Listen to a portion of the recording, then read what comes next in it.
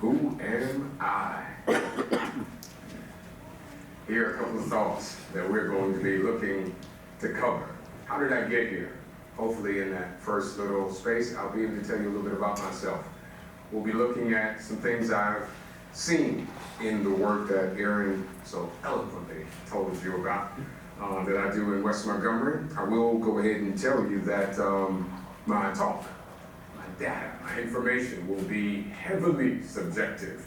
The selectivity of what I will talk about will be personal to me, so you may have some experiences or some thoughts that you are welcome to push back on. Let's talk about it later on. But I will be thinking about, talking about the people and the properties of poverty as it relates to some of the things I've experienced in my work. Third thing I hope to do, we're going to be moving fast too, so these are going to be bullet points that I want you guys to be thinking about later. What I hope to see, we'll talk about maybe a way that I believe some real change would come about. I'll go ahead and cheat and tell you that third point is where I want to spend the bulk of my time. Maybe we'll spend more time in the Q&A, but at least my talk time, I want to look a little long at what I hope to see. So how did I get here? Super fast talk about me and who I am. Reared in West Montgomery. I grew up in many, if not most of the projects in West Montgomery. Young Fort Village, which later became Cedar Park, Gibbs Village, Smiley Court. I lived there. Grew up in that area, went to public schools right here in Montgomery, went to AUM when we were senators, all this war stuff, I don't know what y'all doing over here. Went to Troy, ended up graduating from Liberty University, got my master's of divinity there. I'm here because I started volunteering at Common Ground Montgomery. Brian Kelly came in and established that organization there, and I started volunteering. I'll try to give you a framework for some context later on, but don't be getting ahead of me. I'm gonna tell you that when the time comes. I started volunteering there, and there was another ministry, House to House, that was spawned from Common Ground Montgomery, so I started volunteering there, teaching classes, financial literacy classes. And eventually both of those directors came together, offered me a job in a hybrid role where I was working at both of them at the same time. Eventually I became the director of House to House. At present, I'm also the director of the after school program, which is what Pastor Austin and MAP and Mercy House are overseeing. Used to be Common Ground, but I am now directing that after school program where we have 100+ kids from kindergarten to high school, where we get to pour into, speak into their lives. So I stand here today with about 10 years of not-for-profit work, all in West Montgomery. So that's where I am and how I got here. And I was asking myself a lot as I'm getting ready for this talk time, repeatedly asking myself, what qualifies me to speak on this issue of poverty and West Montgomery and the people and the properties of it. I would just say, I think that much of my life, and hopefully much of this talk, will be just an amalgamation of a combination of sort of an overlap of my experiences with the people and the properties in West Montgomery. When I say the people, I would hope that I could talk about folks that I do life with at present, but then I will kind of look back and pull from a little history to talk about the people that I see and maybe some folks that they came from. And the properties, easy to look at West Montgomery. If you are familiar with it, if you're not, I hope I can bring you up to speed. It's high crime, it's drugs, it's, in some ways it's violent. There's a lot of disinvestment in West Montgomery. So we can look at the way West Montgomery is now, and then I hope to maybe kind of peek back a little bit into yesterday and see 1, 2, 3 of the reasons why it might be. There are a myriad of reasons why that is the case, and we will be here for ages talking about what brought us to where we are in West Montgomery, but we'll look at a few reasons, and then poverty.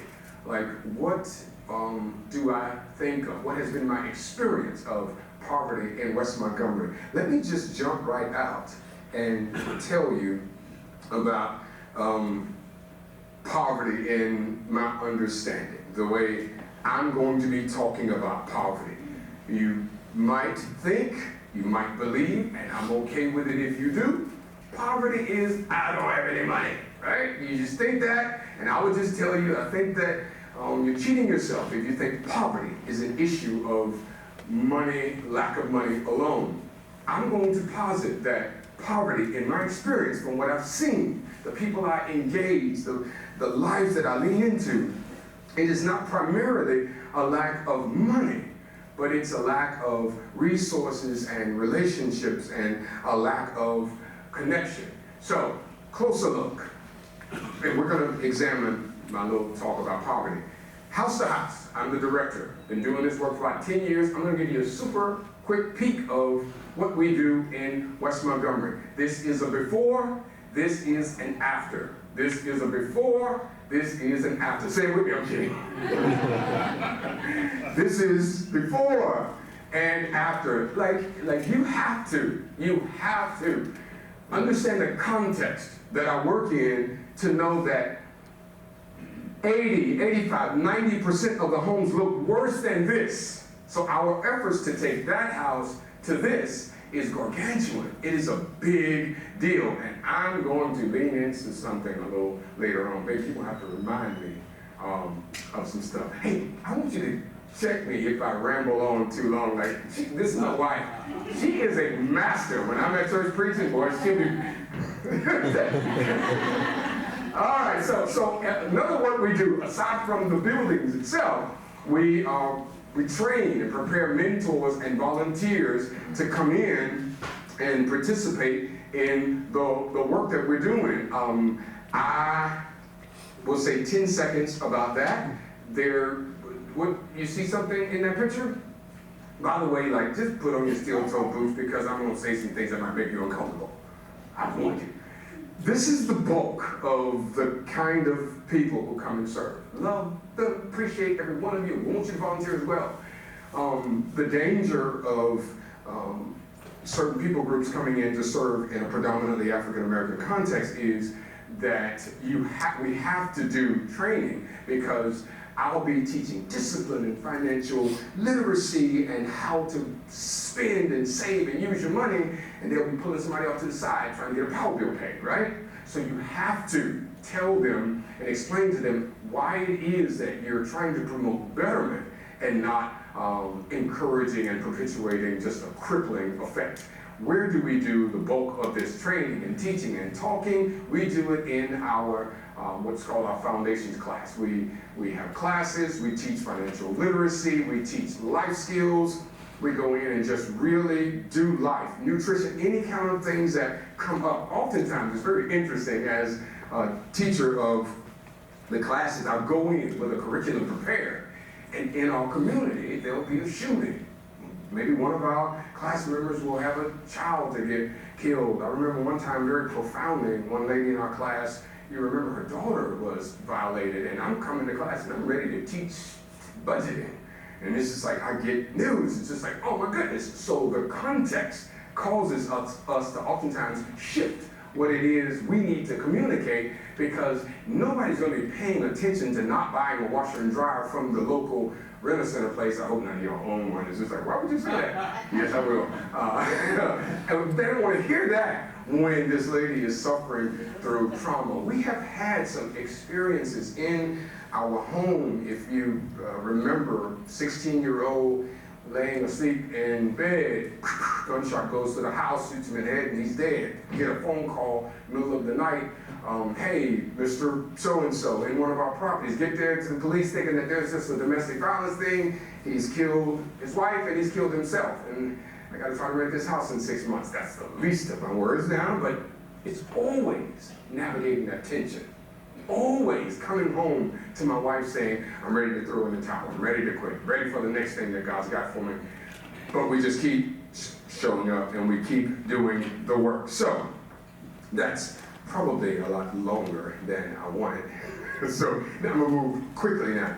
So I want to give a super fast crash course on maybe some of the things that I've seen as it relates to the peoples and the properties of poverty. And I do encourage you, as I said, to just, I'm a talker.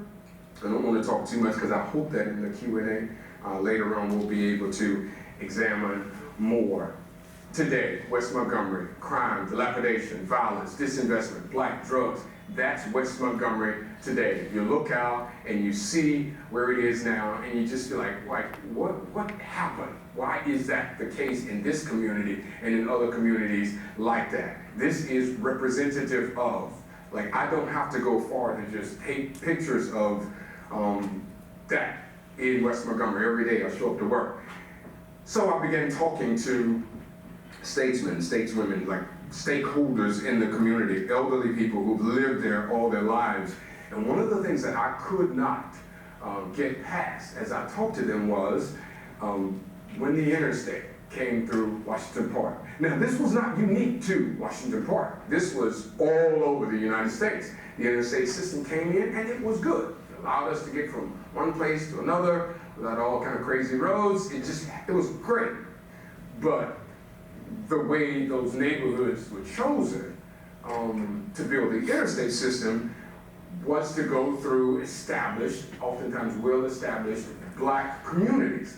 Now, the problem is, it's like, okay, so like let them do something different. We're talking about a time where we're on the heels of folks coming out of slavery that's still dealing with Jim Crow laws and domestic terrorism, so their communities represented to them a safe place, right? So they lived in these places where they were free from trouble outside of there. And of course, a lot of it was because the system said this is the only place you can live. But then to have this, if you can see right there, I don't want to fall off this stage, that'd be so funny. You would have to delete that. Like, there is Holt Street and Fred Gray, like this is the interstate system. That sign, if you would blow it up, says Washington Park Community. That's where I work. And you've got, like just for context, y'all, if you're familiar with, if you could put in your mind a neighborhood, the Waters, Del Raider, I don't know, like Deer Creek, you're not gonna see this. This is their neighborhood. This is community.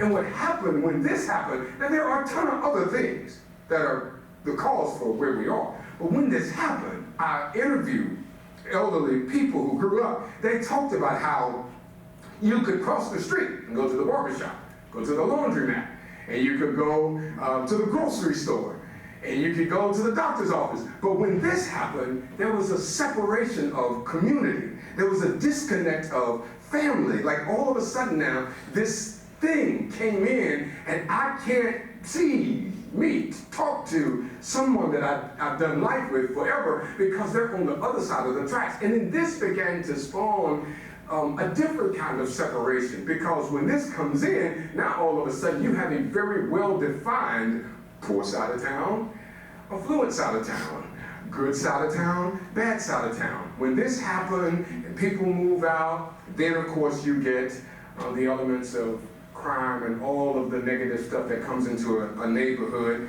and then folks don't want to move in.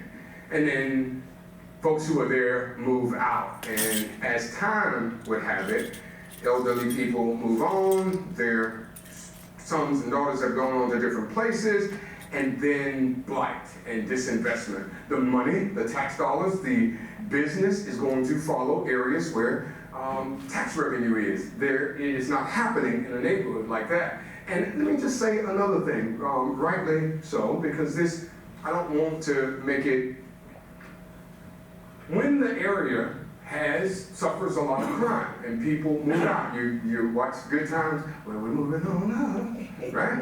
So it is right that if you can do better and you get an opportunity to move out of a neighborhood, you want to do that because you don't want to be in a place that's violent and a whole lot of drama and all that stuff I just told y'all, which it would take a long time for me to tell you some of the other crazy stuff that goes on. So people move and it leaves a neighborhood like that. And the way that change will come, and I'll look a little more into this, into what I'd like to see is, it would take a different effort to have someone who has moved migrated up and migrated out to get them to come back to a community like this. Like it would take a gargantuan effort to get them to digress, right? But, ooh, I'm about to lean into something, right? Let just a sliver of a different people group move in. Well, first off, before I say that, y'all don't get quiet on me. All right, so let me say this. We've been doing work in West Montgomery, decade and a half, right? We are doing the work that you saw on those pictures. That's real work. 10 years ago, 12 years ago, 15 years ago, 20 years ago, just like downtown Montgomery, I'm native all my life. You didn't go downtown Montgomery 15, 20 years ago. It was different. Right now, it is different. In a good way, bad way, good way. You figured that out, right? West Montgomery was like that, bad. But because of the work we're doing and other practitioners who are laboring in that context, you're starting to see people, investors from California and Florida, and they have a right to do so. Y'all don't, they got a right to do it. But they're coming in on the heels of work, and they're beginning to, I would like to say participate in the change, but they're definitely taking advantage of opportunity. Nothing wrong with that. Free society, they can do that. Here's the issue. Now I'm going to go back to my thought. When that kind of influence and investment comes in, people get displaced. And then the community that was once thriving and home becomes a place that a certain person can't afford. And then gentrification starts happening. And then the barber shop becomes a coffee shop. And then all of a sudden folks who need this place to be affordable, need this place to be home, get placed out and priced out for a bunch of different reasons. Property taxes go up and now this old lady can't afford it. Things start happening in the neighborhood that kind of create some change, and we'll talk about that later, that makes it different. And then it's weird because for me, doing work in the community, I'm caught in this tension here because it's just like, yes, I want the impact, I want the influence, I want the investment, I want people to come, but it's just like, but, right? And I don't have the answers. I'm just up here like flying off the cuff, not even on my notes anymore. But there's that tension between you do the work and you want to see the development and the betterment, but then all of a sudden you realize that Miss So-and-so died, and before the house could get cleaned out, somebody's already got it and buying it, and it looks nothing like development. It just feels like something else. What do I want to see? What do I hope to see? A redefining, a reimagining of poverty, y'all. I just told you. Primarily not a lack of money, but a dearth of resources and relationships and connection. I feel like right here, I'm gonna come off the wheels, but I'm gonna do my best not to. I'm going to say something for a few minutes, and then I'm gonna stop talking, because I want to hear you guys talk. Ask me some questions. I'm gonna say something that might be controversial. Because I believe that the overcoming of what I have seen in 10, 11, 12 years is this poverty mindset. I believe that the people that I talk to, that I love, that I pour into, that I see every day, if I could just get them to overcome that poverty mindset, I just believe that they could experience, and the community can experience, a betterment, just an advancement beyond their imaginations, because, and this almost feels like I should coin this. You better not let me see it on your Facebook pages. I might be old school, might not be Facebook, probably just Twitter or something. Poverty mindset becomes poverty manifested. And what I am not saying, I don't think, you gotta wrestle with that, I don't think I'm saying something like, name it, claim it, manifest destiny. I don't think I'm saying that. I believe what I'm saying is if you hold to, and this is what I tell my students, this is what I tell folks I deal with every day.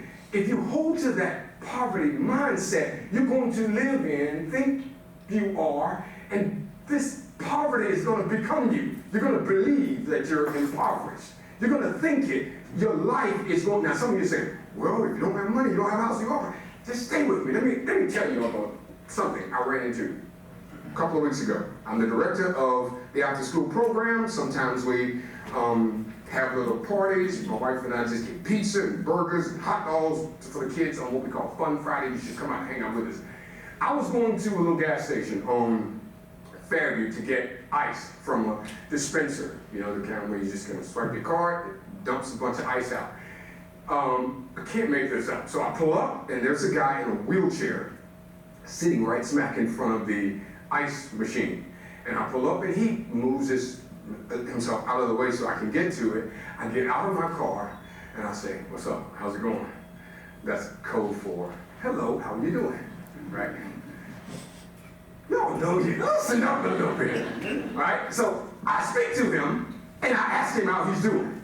So I proceed to tap my card, my ice comes out, I get my ice, I go to the car, put a bag in the car, I go back to get it again, and then he says to me, my brother, you looking right at me, you don't even see me.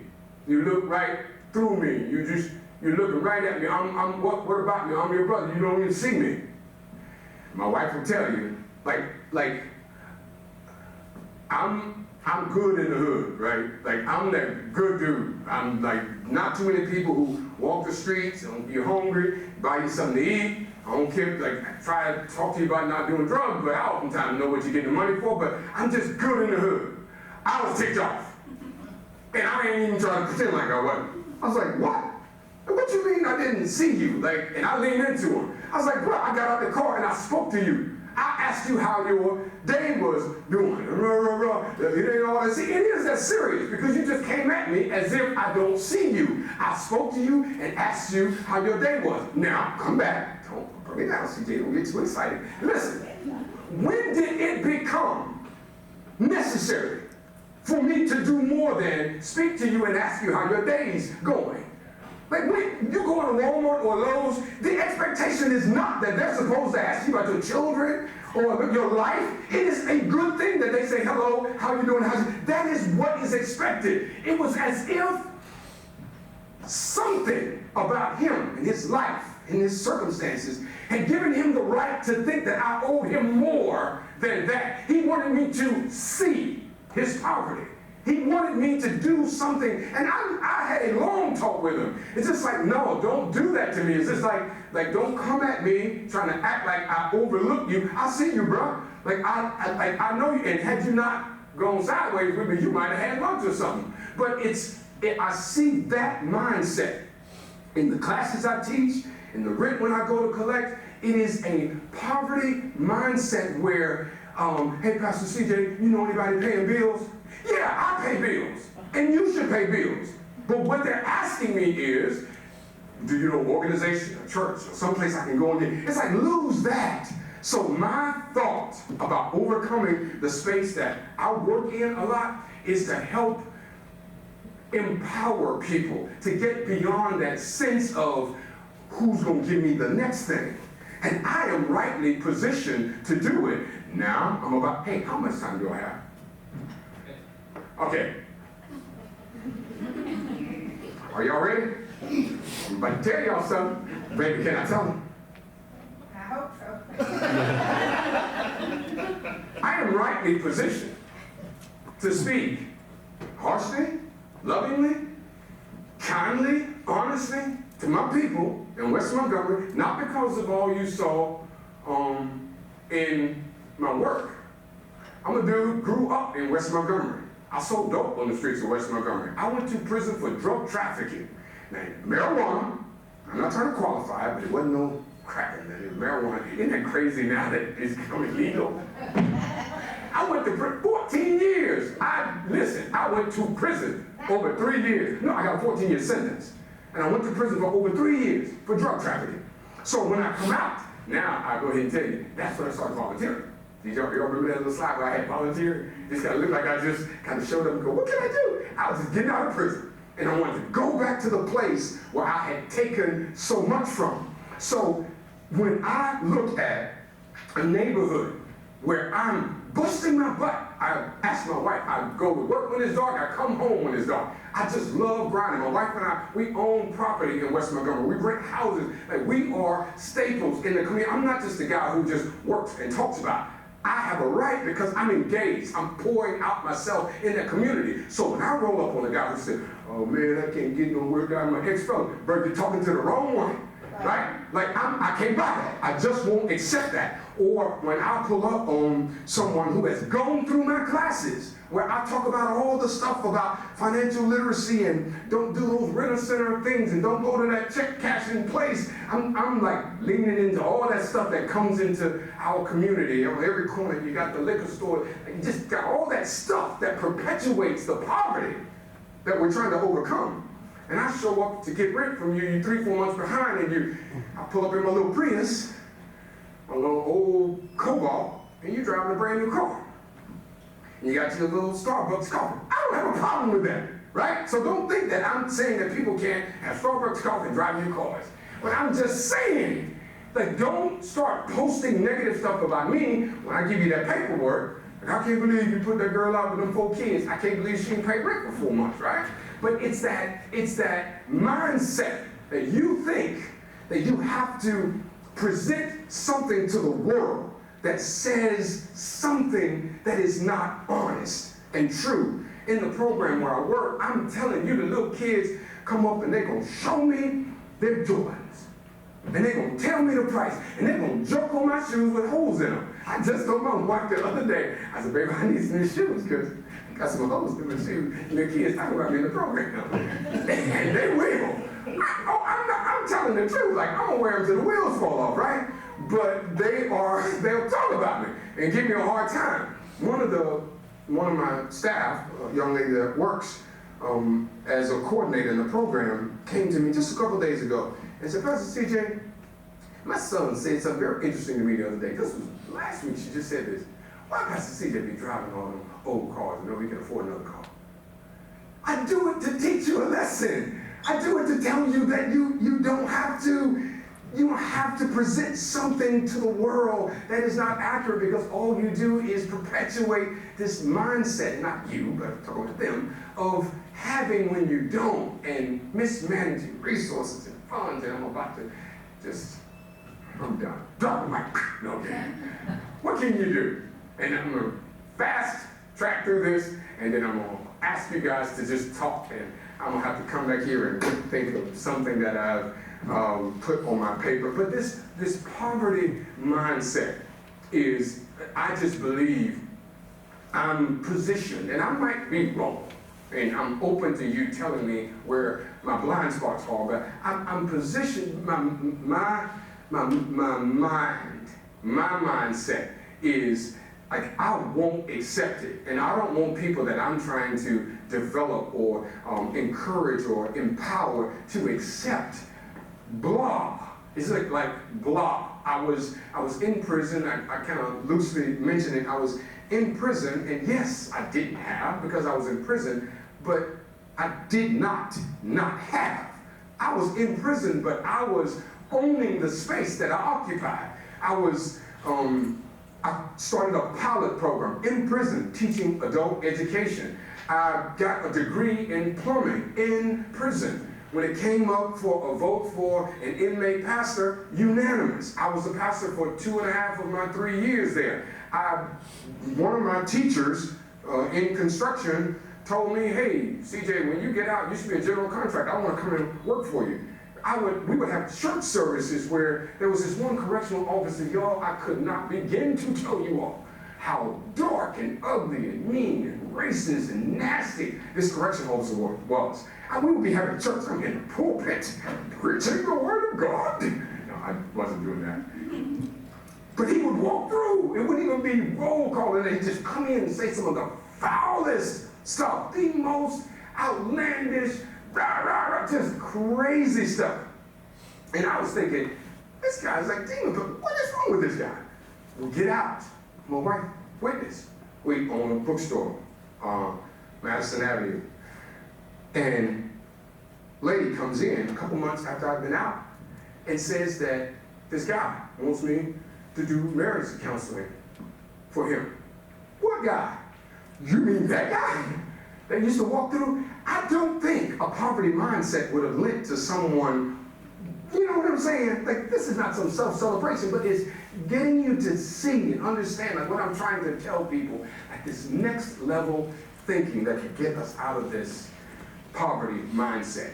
For you, and then I'm done talking. If you go into a neighborhood that's being revamped, try to avoid gentrification. Look to be a part of the existing community as much as you work to create your own. There are things there that you want to be a part of instead of hitting a big reset button. If there are things that are accepted, as long as they're not, that's supposed to be violent.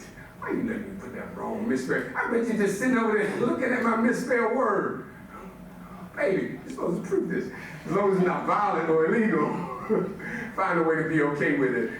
So this is, if an event, you venture out into the world and you go into a community that's experiencing some stuff, consider these things. If you move into a community on the cusp of change, work to adjust and to adapt. Don't go in and colonize the community. Don't force upon the existing community what you believe to be new and right and acceptable. Work hard not to displace people. And I mean, like, avoid constructing new standards. Like, grass got to be cut by a certain time. Pull the garbage can off the road. Parking laws. You go into communities where people have a little get-together and they park on the street. Like don't get your house and just like, you can't park here. Like, that stuff happens. And it's one of those things that can kind of reset a community. Neighborhood watch that turns into spying, clubs and organizations that by default exclude. Other things you can do. Volunteer. Here are some pictures of folks volunteering at house to house. House to house, I'm moving fast, more volunteerism. Not only do we rehab homes, this was a brand new home that we built, more volunteers. I would also say work hard to encourage, empower, and engage. And now I'm just gonna run through some quick pics of some homes, maybe the inside that we've done, and I think that is it.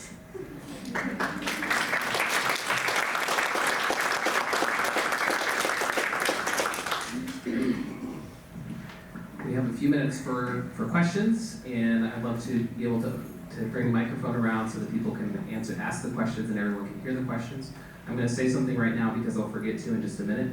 There's a program on your table with a QR code on the bottom that you can scan and give us some feedback about today's talk as well. So if I forget to say that later, I said it right now. Who would like to ask the first question? Sir.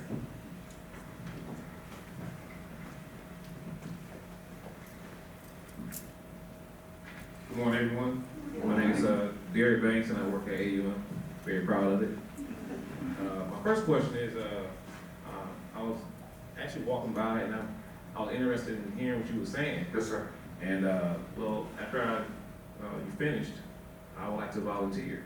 So is there a Yes, I appreciate it. So is there a website I can go to, a card you have? I don't have any cards. One day I'm gonna be that guy who's always on point, but I don't. But www.h2hlife.org. And of course, CJ at H2H-Life. H, the number 2, H-Life.org. CJ at H2H-Life.org and H2H-Life.org. I appreciate it, brother. We will definitely get you engaged, whether it's mentoring, coming alongside some of our folks, or working on some of our properties. Y'all don't think I was too hard, was I? All right. See, I'm asking y'all because when I get home, my wife gonna give me the business. she gonna lean into me. Baby, now you hear the majority say I wasn't that bad. Don't you be mean to me. Yes. Hold on just a second, sorry. So from the time you were, I'm gonna say, use this term loosely, you were a drug dealer and you were sentenced, it seems like you already had the mindset of doing better. So I'm confused a little bit. Okay, that's a fair question. I would begin to answer that question by saying, I believe that many people that I deal with have a good, positive, empowering mindset that circumstances and situations and poor choices can cause them, like it did me, to veer off. So I accept that you said it feels like I already had a good mindset. I would say yes and no, both and, because whatever I had that could have been good, I was 90 miles to nothing using it for bad, right? So even if buried in me was the seed of greatness, I was not using it. I was not employing it. I was not taking advantage of it, which is what I do now when I look out of a room of people I'm teaching and I say, you got it in you. Like you got it in you. They may not have gone to prison. They may not have sold drugs. But I just believe some of the kids that I speak to, though they're doing knucklehead stuff, they're running the streets and not obeying their parents, I say to them, there's a nation inside of you. There's influence inside of you. There's greatness inside of you. So I would hope that what I would do now would be to catch an old CJ before prison, to speak life so that the direction won't be 3.5 years of prison and then wake up to do the good, right? So if you would say, and I would be very interested to know what about me would have you to think before I went to prison, I had a different mindset. But I appreciate you saying it because I believed I had it, but I had it on the streets.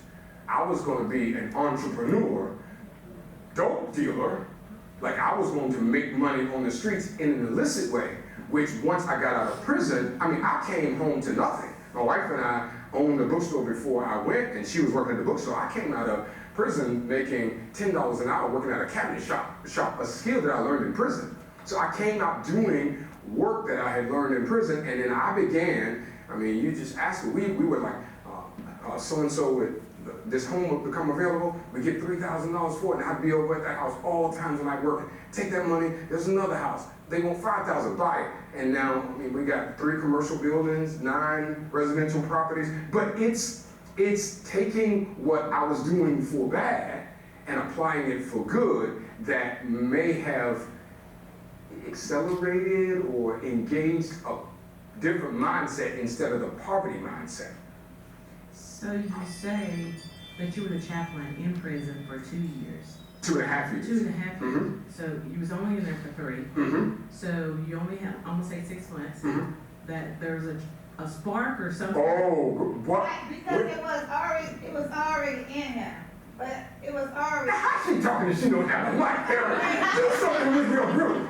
Do something with your group. How you want to let her chime in? Now she. Right, because as you say, he was such a good guy. It was already in him, but you know how like sometimes sometimes when you start doing bad, it's hard to like stop. So like he was the good guy. He was already like, don't listen to what he said. He was already the entrepreneur. He was already doing great with business. He was already doing a lot of good stuff. But that thing in his life, he couldn't stop. So he would stop for a while and then pick it back up, stop. Then he just started going like hard all in. So we weren't like he had lost his, like we weren't together. It was a lot of stuff going on. But now that stuff mattered. It was just like it just worked. Like he just felt like he had to be doing that, and he didn't have to do it because once he went to prison, it wasn't about money. I felt like it was more about power or something being seen a certain way. It was something else. So like as you say, if he was gone 3 years, it's such a good question. If he was gone 3 years and 2.5 of the years he was chaplain, it was there. Mm-hmm. But I used to always say in the spiritual terms that he was like running from the Lord. And that, sometimes the Lord takes us to a place to get our attention. But that's on the spiritual now. Yeah. But that's a good question, girl. I have to talk to you about and if that. I could do this 2 seconds, just a 2-second addendum to it. Like the moment I got my case, the moment I was convicted, it was for me just a wake-up call. It was, here I am, wife, kids, we own the business, and I'm about to go to prison. Like at this time, I didn't know all the stuff about, I had a mandatory minimum of 3 years. No matter what happened, I had to do 3 years. I thought I would be so old getting out of prison, like 14 years. So I think, I would say, that little 6 month time, like what happened, something, whatever. I just knew. I went in and I just gave myself to the Lord. I was just like, I was paying lawyers, but I was just like, I'm done, God. If you want to use me, use me. And I think, to my wife's point on a spiritual level, God did some incredible things during that time I preached my first sermon in prison. So some miraculous, incredible things happened that I do believe were spirit-led as a result of that time. And I believe the same thing, and I'll stop talking because I saw a hand in the back. I believe the same thing for some of the people that I engage, that I talk to. I believe the same thing. It's just that they're in that place that I was in to not see it. Good question. John, put the mic over there. Hi. I am Flora from the biology department. I teach here, and would you provide some advice on how to help our students change that poverty mindset? Because sometimes we have some people, some students like that, maybe ourselves too a little bit, but how do you start? How do you build that connection, and how do you get people to kind of like open up and like let you, right? Okay. Relational equity. Good question. I think that I'll just talk about me dealing with 100 plus kids in MAP, an after school program. You're not going to get them to do homework. You're not going to get them to obey. You're not going to get that next level thing out of them until you build that relational equity. When you come alongside them and almost this old cliche, meeting them where they are, and you've got to do that with them, and from there you begin to speak life. You begin to pour in. It's the same thing that I do with people in the community that we serve. I represent, in some ways, a bit of a conundrum, because I just told you, grew up in West Montgomery. A lot of those folks knew me from the old me, right? So I represent the baby daddy, the uncle, been to prison. I got all these things, these markers that look like I'm hood, right? But then I come in and I open my mouth and I sound educated. I'm married, which is not common in that context. I'm a homeowner. I am all the things that they are not. So I come in thinking, oh, I just got equity. I just have a right to come in and speak to it. But there's a chasm that exists because I've got to build into that relationship. I don't just get to come in and say, you know, I used to live over on such and such, such and such. You know, I did time with so and so and so. I have to come in and meet them in that place to say, hey, I want to tell you that you can own a business too. I want to tell you that you can own a home too. So building that relationship first, and then beginning to empower them and encourage them and celebrate the things that are good in them. And I don't know, it's probably a lot of things to do, but what I've found with some of the students, not everybody's gonna come to AUM or four-year college. But you gotta find something that you're good at. You fix cars, like hook up with an uncle or guy up the street to do it. Go to a trade school. Just encourage them, and empower them, engage with them in a way that says, I'm ready to walk a few miles with you. The expectation, and I'll pause after this, the expectation in a lot of the people that I've encountered is that you're going to give up, you're going to quit. Like the last group came to quit, my old man left and quit. Like the expectation is somebody's going to quit on them, but you just keep showing up and you just keep doing. So I hope that helps. Like overcoming that poverty mindset is a challenge, it's hard work, but you just got to keep believing that this is not your destiny. There may be a delay in you getting where you're going, but I believe greatness is in your tomorrow. And telling them that, affirming those good things in them, and hopefully steering them from where they are to a better place. And even as I do affordable housing, I said I was going to stop, but I'll say this. Celebrating little wins, like in a room like this, most of us, we don't even realize it, but we may think success is, so how many people have bought homes? So how many people have, owned their homes now? The number might shock you, the low number, but that is not the pinnacle of success. Sometimes success is just getting people from crisis living, hustling, and beating the system to this person right here is succeeding because they've been renting this house 6 months and they've only missed 1 month payment. Like that's a crazy thing to celebrate in a space where everybody in rooms used to paying rent or buying their own home, but celebrating those little wins and encouraging those little victories can bring a person from one space to another. this will be our last question. My name is Andrew. I'm a student here. I just had a question about what you talked about, the investors coming in and jacking up prices. And how do you balance trying to manifest development while also limiting displacement? Very good question. The simple way to do it is, my wife and I are doing it on a very microcosm, small level, but the answer is get it first.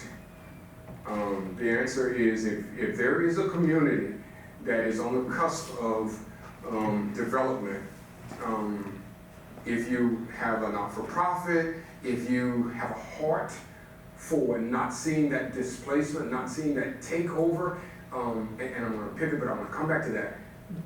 As a rule, I'm not saying or thinking, I hope I haven't promoted that gentrification, like there's some big umbrella of it, is bad. I believe you need that mixed residency, you need that income, but that balance. So I would not say just only, and I talk to people, meet with people who say, just keep it a black community. I don't want to do that. I don't know if the community wants to do that. But managing it is when you start seeing it happen, if you are able, which house to house is not, but if you are able, you just go and grab up the empty lots and the vacant buildings, even if you have to sit on them, so that you can, and I'm gonna use the word loosely, control, like navigate that space. But if you're not in a position to do it, and the community is on the cusp of really moving towards it, you're not going to be able to stop it. But you have the opportunity as it builds to start doing it early. But once that momentum starts happening, you're just going to look up one day and it's going to be different. So I would just say, a short answer, when and where you can, find some an investor who doesn't want to come in for profit only, but for the prosperity of the community. Maybe share that vision, connect, network with them, and try to envision a tomorrow that is not necessarily coming here, do the house, get profit, but come in here and let's do life together, let's do community together. Good question. Please join me in thanking Reverend CJ. We have a little bit of transition now. As students, I know that some of you have to go to classes, and I have to go to class as well. But Reverend CJ is here. I'm sure he would love to chat with you just personally if you would like to do that. But please also don't forget to scan that QR code and give us some feedback. Thank you very much.